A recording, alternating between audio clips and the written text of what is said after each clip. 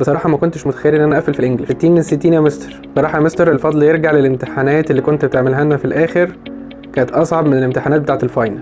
الانجليزي بقى سهل. وبعدين انت طويل ليه يا هذا؟ انزل كده، انزل. ايوه كده انا مبسوط، انزل كده. ليك طولته ليه؟ دخلت تالتة اعدادي، دخلت بكالوريا. انت بقى ايه اللي مخلي درجاتك في الانجليش في السنين اللي فاتت مش كويس؟ grammar, dialogue, comprehension, compositions, writing, story, skills, vocabulary، ولا ايه بالظبط؟ ولا واقع في الحاجات التراكميه بتاعت السنين اللي فاتت؟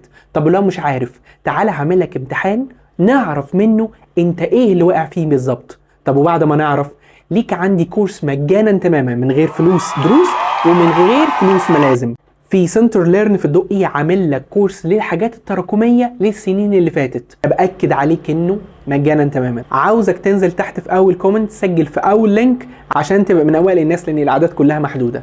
العنوان بتاعه هتلاقيه تاني كومنتس تحت. 60 من 60 اكيده.